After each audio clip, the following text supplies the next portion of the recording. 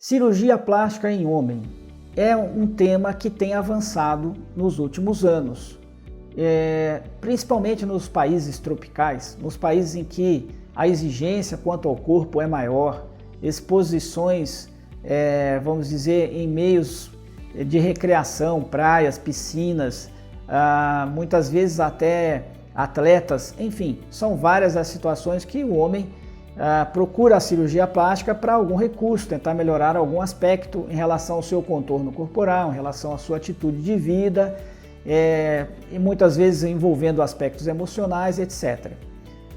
Eu acho que, estando bem colocado, bem empregado, bem conversado, bem esclarecido, de uma forma segura, usar procedimentos que sejam seguros, corretos, honestos com o paciente do sexo masculino e que atendem à perspectiva do que ele almeja com a sua cirurgia, está perfeito. Existem particularidades no homem que tornam a sua cirurgia, vamos dizer, com algumas características que o cirurgião plástico deve conduzir. Uma das cirurgias mais procuradas é realmente a lipoaspiração. Então hoje o contorno corporal masculino muitas vezes precisa da lipoaspiração para estar dando satisfação à pretensão daquilo que o paciente quer, realçando uma parte do seu corpo ou mesmo com recursos de trabalhos no tecido adiposo, tentar enaltecer ou mimetizar uma musculatura que talvez ele não tenha com aquele volume, com aquela definição. Então, a cirurgia plástica pode contribuir nessas definições de contorno corporal, definições de contornos musculares, definições de cintura, quadril. Além disso, existem os implantes, né? Muitas vezes o homem precisa de algum implante para estar chegando naquele volume que ele gostaria de definição em relação ao seu corpo.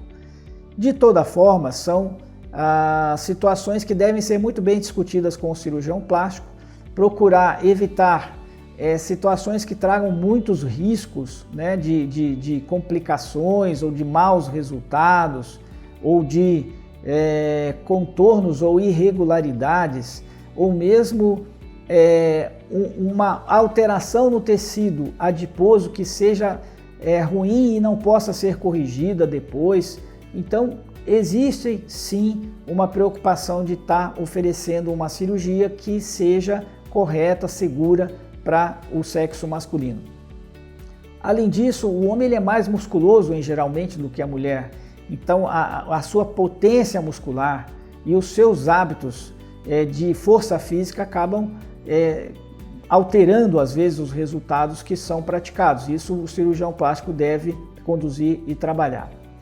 E o homem muitas vezes ele tem um comportamento mais indócil, eu diria, do que a mulher em relação a seguir normas ou seguir recomendações que o cirurgião plástico passa.